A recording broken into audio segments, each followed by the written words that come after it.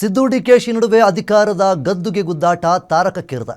ಇತ್ತ ಸಚಿವ ಸಂಪುಟದಲ್ಲಿ ಅವಕಾಶ ಸಿಕ್ಕಿಲ್ಲ ಅಂತ ಈಗಾಗಲೇ ಶಾಸಕರು ತಮ್ಮ ಅಳಲನ್ನು ತೊಡ್ಕೊಳ್ತಾ ಇದ್ದಾರೆ.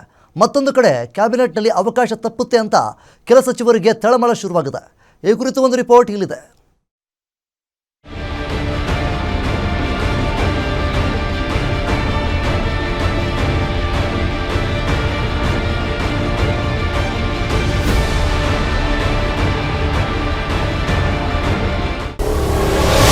ಪವರ್ ಫೈಟ್ ನಡುವೆ ಸಂಪುಟ ಪುನರಚನೆ ಕೂಗು.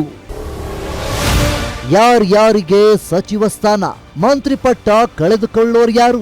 ಸಿದ್ದರಾಮಯ್ಯ ಮತ್ತು ಡಿಕೆಶಿ ಕುರ್ಜಿ ಫೈಟ್ ನಡುವೆ ಸಂಪುಟ ಪುನರಚನೆ ಕಸರತ್ತು ನಡೀತಾ ಇದೆ. ಕ್ಯಾಬಿನೆಟ್ ರೀಶಫಲ್ ಕೂಗು ಜೋರಾಗ್ತಿದೆ. ಮೇ 4ರಂದು ಪಂಚರಾಜ್ಯಗಳ ಚುನಾವಣೆ ರಿಸಲ್ಟ್ ಬರಲಿದೆ. ಅದಾದ ಬಳಿಕ ರಾಜ್ಯದ ಕಡೆ ಗಮನ ಕೊಡಬಹುದು ಎಂಬ ನಿರೀಕ್ಷೆ ಹೆಚ್ಚಾಗಿದೆ. ಒಂದು ಕಡೆ ಹಿರಿಯ ಶಾಸಕರು ಸಚಿವ ಸಂಪುಟ ಸೇರೋದಕ್ಕೆ ಕಸರತ್ತು ಮಾಡ್ತಾ ಇದ್ರೆ, ಇತ್ತ ಕೆಲ ಸಚಿವರಿಗೆ ಮಂತ್ರಿ ಸ್ಥಾನ ಕಳೆದುಕೊಳ್ಳುವ ಟೆನ್ಷನ್ ಶುರುವಾಗಿದೆ.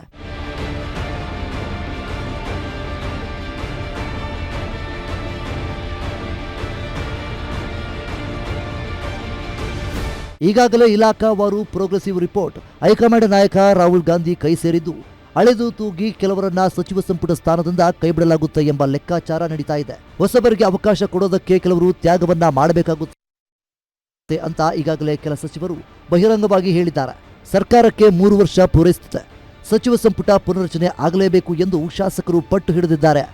ಆದ್ದರಿಂದ ಕೆಲವರಿಗೆ ಸಚಿವ ಸ್ಥಾನ ಬಿಟ್ಟುಕೊಡಬೇಕೆಂಬ ಸಂದೇಶ ರವಾನೆಯಾಗಿದೆ.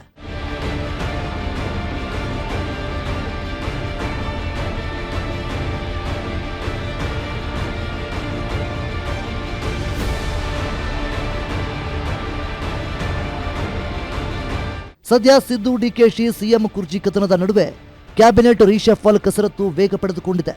ಯಾರಿಗೆ ಮಂತ್ರಿ ಸ್ಥಾನ, ಯಾರ್ಯಾರಿಗೆ ಕೋಕ್ ಅನ್ನೋದು ಮೇ 4ರ ಪಂಚರಾಜ್ಯ ಚುನಾವಣೆ ಫಲಿತಾಂಶದ ಬಳಿಕ ಕಾದು ನೋಡಬೇಕಿದೆ. Durgesh Nayak, political bureau, guarantee news, Bengaluru.